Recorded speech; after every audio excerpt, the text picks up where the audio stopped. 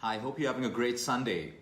Well, every morning we wake up to several queries about people who have been diagnosed with cancer, and people are asking, why is this happening? Why has it become an epidemic? Almost 1 in 2 people know a family member that's going through cancer, or a friend, or they've lost someone who's been consumed by this deadly disease. Now, when we look at cancer, we notice it's become an epidemic, but what can we do about it? What kind of really irritates me the most is that we look at half information all the time, and people will blame it on contamination in food. People will blame it on the pollution in the air. People will say our environment is, the water, the quality of our water has changed, and that's why people are getting cancer. And we accept these little points, and we forget the fact that there is something beyond all of this that is causing cancer, because the simple thing is, all of us, mostly all of us, eat the same kind of food that may be contaminated, may have pesticides, may be genetically modified. Almost all of us have access to the same kind of drinking water. And if it's not that, all of us are definitely breathing the same polluted air. If this holds true as the cause of cancer, then all of us right now should be suffering from cancer. But it's not that. It is true that food and nutrition plays a huge role. If we have the wrong kind of food getting into our system and a lot of chemicals, it can basically, ruin our defense mechanism, which is our immune system, and lead to cancers. Yes, pollution in the air can have a link to several kinds of lung cancers, and of course the quality of our water. But we cannot look at only these 3 elements and think that if this changes, we won't get cancer. Because by accepting this, there are several other things that we don't look into. There are several other things that we don't see as the possible cause of cancer. Now, when we talk about cancer, it's multifactorial. There's never just one thing that causes it. Before we get into this discussion today, talking about the things that we've noticed that are commonalities in cancer, we've done this video again, but it's a good idea to repeat it with the new things that we've learned. Number one, we need to understand that no one is against doctors, no one's against chemo and radiation and all of that stuff. People have their own negative views and positive views about the same. What we're trying to understand is, because the world right now has gotten really good at telling us what's wrong with us. We have genetic screenings, we have all of these screening tests. We're great at telling someone who has cancer, when they'll get cancer, how soon they'll get cancer, whether they will survive or not. We're great at giving medications, we're great at doing treatments and all of this stuff. But look around the world, and this is what's scary. No one's looking at, there are no companies researching and looking at what can prevent cancer or what really is causing cancer. Because we all know the truth, and the ugly truth is that there is no money in being healthy and there is no money in being dead. All the money to be made in this world is from being chronically ill. And if you look around us, what are the chronic illnesses that we have? We have diabetes. People who are told that they need to be on medication for a lifetime. That's a lot of revenue. Now, there are some people who will need to be on it, but most of them don't need it. Look at the thyroid industry. Look at the cancer industry. Look at all the chronic illness. What does this tell us? This tells us that yes, there is medication to help us. We're not here to put down medicine. We're not here to put down pharmaceuticals or the medical community, like I said. But it's time for us as human beings to wake up and look beyond what's happening. Because in spite of having so much around us, cancer has become an epidemic. In an age like today, when we have so much of technology, doctors, nutritionists, gyms, superfoods, stem cell treatment, everything around, why should the numbers be escalating? Because we've missed something. We're not looking at what the possible root causes are. And even if we find them, no one's talking about them, and no one's telling people that, hey, these things are important for you, and if you don't fix them, you can possibly get this inflammatory disease called cancer at some time. Now, there's a very small population of people who get cancer. It's beyond explanation. Infants who are born with it, young children who get leukemias, people, extremely fit people who suddenly get cancer out of the blue. There are small explanations, but a small population, there are no explanations. We're not talking about that today. We're talking about what we can do, what you and I can do to start identifying things that we can do, things that we can understand that we now need to take control of, because no one else cares. No one else is looking and trying to tell the world that, hey, we need to change this and this is getting better. All we do when we find out that someone's died in cancer, it's a close friend, family friend, all of that stuff, we start looking at food and we start looking at water and pollution and thinking that our world environment has changed. And yeah, we know all of these things, but we forget it in 3 to 4 days and we get back to our lives, not understanding how the environment is having such an impact on us. Right now, if you look at the capital of India, New Delhi, the amount of pollution that they have, it's a death trap.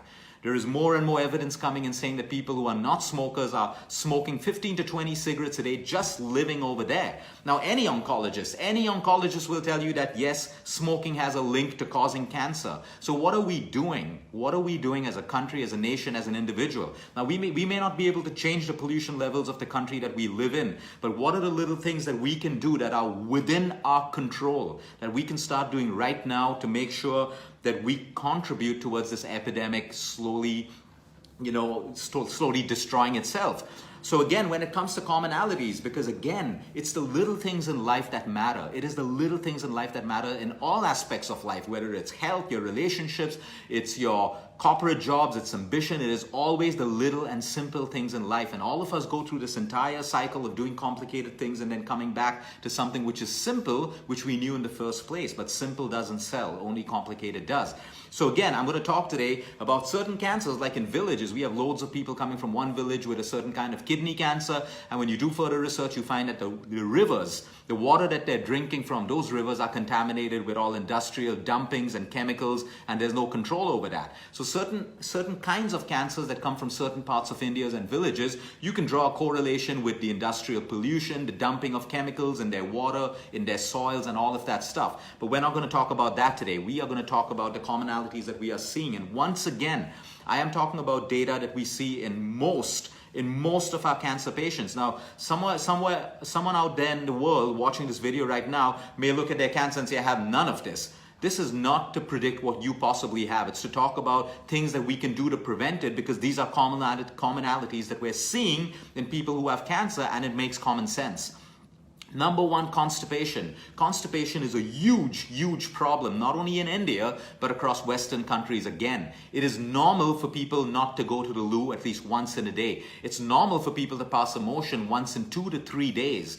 What we need to understand, and what the medical community along with the holistic community needs to be screaming out all the time, is common sense. If you are constipated, you need to fix it immediately. It's common sense. Why do we pass out poop from our system? Because it's toxic. It creates gases. It creates inflammation. It creates all of these problems in our gut. And everyone today knows the importance of gut health, which is responsible for 75 to 85% of our immune function. And we also know that it is very difficult to have cancer in a body where the immune system is strong. So something as simple as constipation, there are people living with it. We need to look at fixing constipation, especially women, and the correlation we see with the ER positive breast cancers, which is nothing but an estrogen dominant cancer. When you're constipated, when a woman's constipated, we pass out excess estrogen through our stools. If we're constipated and we're keeping this in our system, it backs up into our liver, it gets reactivated, and now we have a cycle of estrogen dominance. We're also getting so much of xenoestrogens from pollutants in the air, chemicals, your cosmetics, your shampoos, your soaps, your perfumes, your plastics, your detergents, so many xenoestrogens from everywhere. And on top of that, we're constipated. So it is common sense for us to understand that little things like constipation plays a huge role in the possible prevention of inflammatory diseases. Now, I'm not saying if you're constipated, you're going to get cancer, but I'm saying these are commonalities that we're seeing in women and men who have certain kinds of cancers. The second thing, acidity. 1 in 2 to 3 people across the world again are popping antacids like it's candy. You can buy antacids over the counter. If there's any drug that should be prescription, it should become an antacid. But it won't, because people buy it like candy, and that's so much of revenue. That is so much of revenue and so much of business to the pharmaceuticals. It should be a prescribed drug, because people misuse antacids. And the more you take antacids when it's not needed, the more acidic conditions you create in the human body. Now, we all know that cancer is an inflammatory disease. Diabetes is an inflammatory disease. Heart disease is inflammatory in nature, and an acidic body is the perfect environment for all of this to happen, for all of this to grow, for all of these cells to kind of breed. But here we are, getting more and more acidic as a nation, because we don't know when to close our mouths when it comes to eating. We're overeating, we're keeping long gaps between our meals, we put our careers and ambitions first, our food second. We eat heavy meals at night, go straight into bed. We're eating spicy food, processed food, junk food. And it plays a huge connection. Rather than looking at your fruits that are contaminated, look at the amount of junk and processed food that you're putting into your system.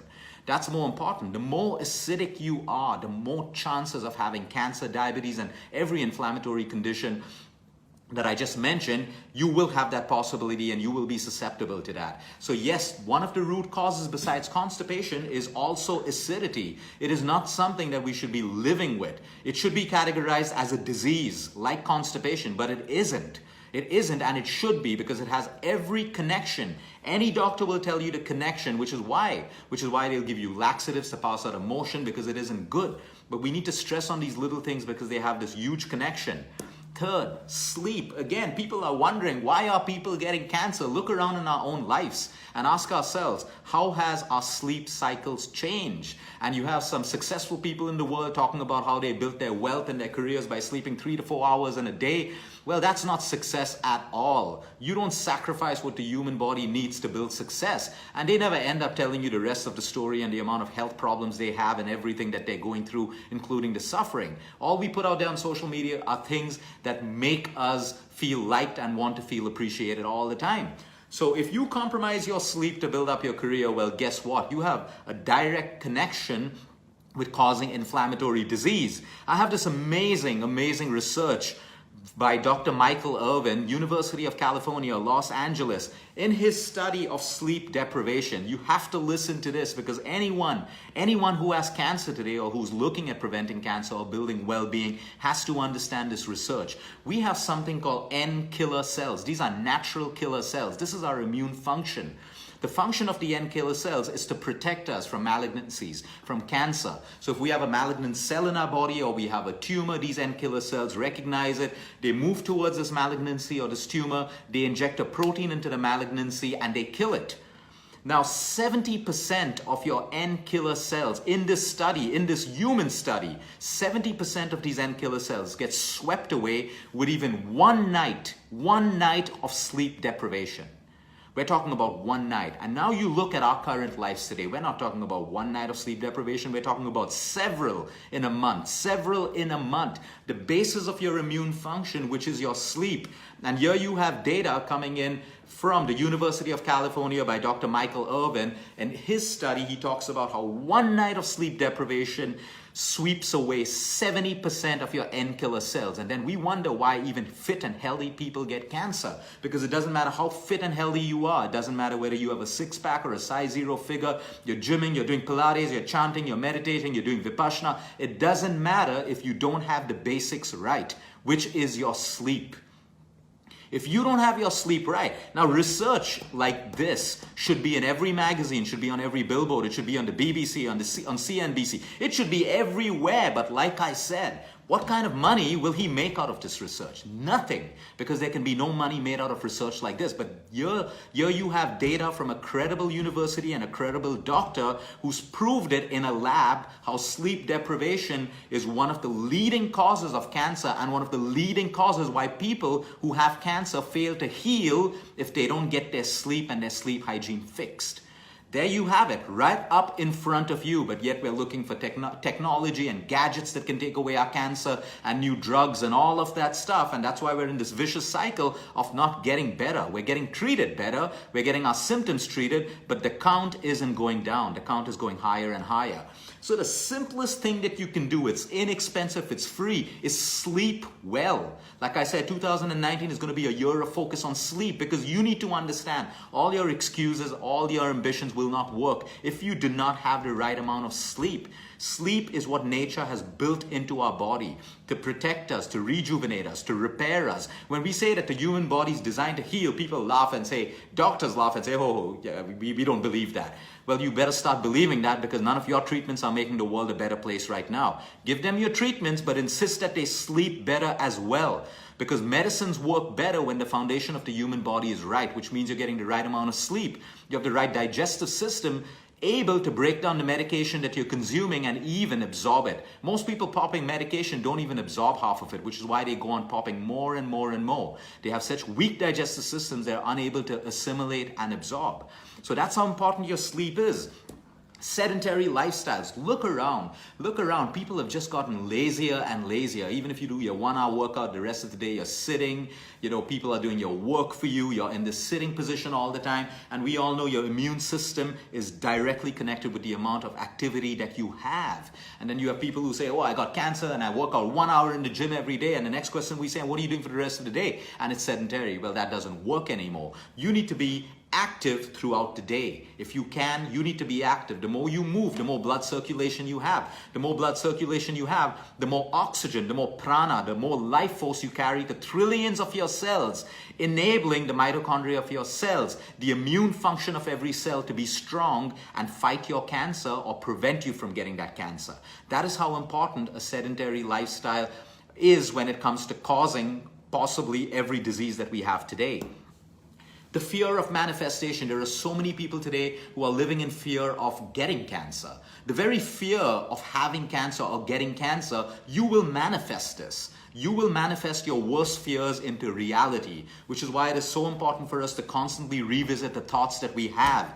I had a friend in the US, she was a fan of going to palm readers to get her palm read. One day she went to a palm reader, she called me up crying saying the palm reader said I'm going to get breast cancer in 6 months. So I told her to start getting into a visualization and break that thought and it's not going to happen and all of that stuff. 6 months later she's in London and she sends me a message saying I got a lump in my breast and she was crying. I said don't worry about it, get back to the US, get all your checks happening, get all your checks in place. She went back to the US, got her checks, it was a benign lump in her chest. But what we see over here is how her mind manifested that fear of what someone told her into the possible cause of the disease. We need to understand the power of our mind can be used to get us greatness in our life, to achieve so much, but it can also destroy us. Such is the power of the subconscious mind. We can use it to build brilliant lives, to heal us, and we can use it to destroy us. So the more fear you have, and where does fear come from? Fear comes from ignorance. Fear comes from not knowing. But today when we know that, hey, I have 10 things that I can work on to possibly prevent cancer,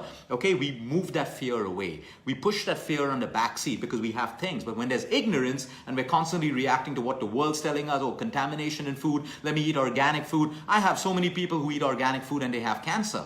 Zero correlation. Helpful? Yes, but zero correlation. The fifth part, which is the most important part, is your emotional health.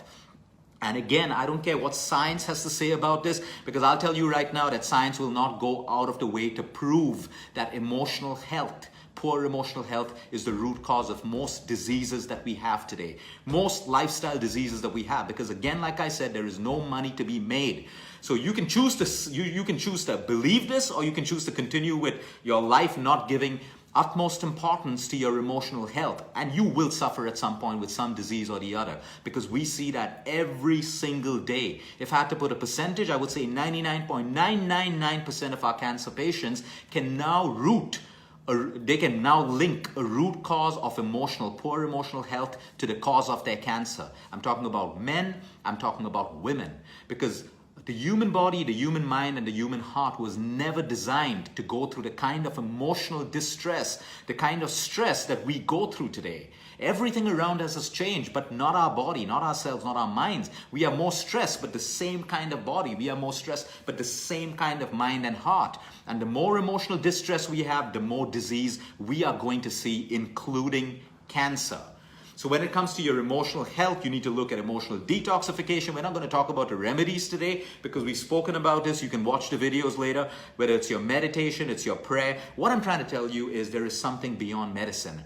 I'm not here to tell you your doctors are bad. I'm not here to tell you that your nutritionists are bad. I'm not here to tell you that medicine is bad. I'm here to tell you that if you only depend on that, well, the epidemic's only going to get worse and worse. You need to look beyond medicine. You need to look beyond medicine. When I say beyond medicine, you take your medicine. You do what your doctors are telling you. But there are things like aligning yourself with nature. There are things like your sleep. There are things like acidity, constipation, emotional health, moving more, getting active. There are things like how you feel in your heart. Do you feel content and happy at the end of the day? Your happiness doesn't have to come from your wife. It doesn't have to come from your husband. It doesn't have to come from your lovers or family. Your happiness is within you. How are you tapping it out of yourself? Instead of blaming the world and blaming people all all the time around you, that they are the cause for you to be unhappy all the time. We need to move beyond medicine and all of this stuff and take responsibility for how our lives are at this very moment. The more we blame, the more we give away our power, and the more we give away our power, we never get into that mode of healing. We have to start taking responsibility and accountability. And yes, the human body has the capability to heal. It has the capability to heal when it is given the right foundation. Like you look at a sick animal, you keep the sick animal in nature, the animal will heal or the animal will die. You look at domesticated animals, the more you take them to all the vets and all of that stuff, it's necessary, but they will heal better in nature. It's as simple as that. And the same with human beings. We will heal better when we are aligned with nature. Again, I'm not telling you to give up your medication. I'm saying align yourself with nature, which means the way you sleep, the way you eat, the way you think, and the way you move. You align yourself with nature, and your body will have the ability to prevent and to heal. We fix our minds. We fix our minds on certain things, like we fix our minds that, oh, cancer is going to happen. It's hereditary. It's going to happen to me. The doctor just has to say, oh, it's happening in your family. It's going to happen to you. And we believe that. Please understand that there is something beyond medicine. These things beyond medicine. It's called hope. They're called miracles. They're called things like prayer. All of these things. So many people today with cancer say, oh, Luke, I prayed all my life, but I'm so anxious. That's because we pray the wrong way. Every religion talks about prayer with faith and belief. You say your prayer with faith and belief, and then you surrender. But most of us, we pray, we have faith, belief, but we still want to control the outcome of the prayer, so we continue to worry and have an anxiety. If we just follow the basis of every religion in the world that talks about prayer with faith, belief, and then you surrender, you can't have worry, you can't have anxiety. That's self-work that you have to do with yourself if you're constantly praying. But these are things which are beyond medicine. These are things beyond doctors, beyond nutritionists, beyond healers. Things that you can do which are inexpensive and free.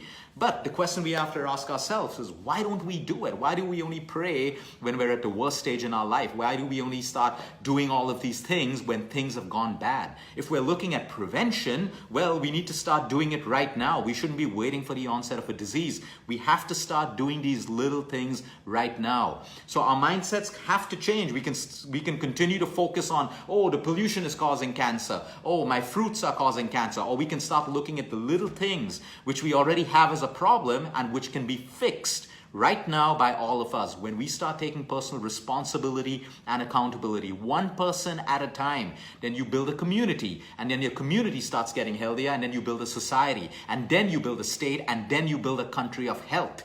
But until we have this mindset of blaming the government for everything and blaming this and not looking at ourselves and the little things that we can do, which are inexpensive and free, we will continue to get sicker and sicker, and cancer will be the most favorable epidemic to the pharmaceuticals and every industry out there. Have a great Sunday, everyone. Until next time, eat smart, move more, sleep right, and breathe deep.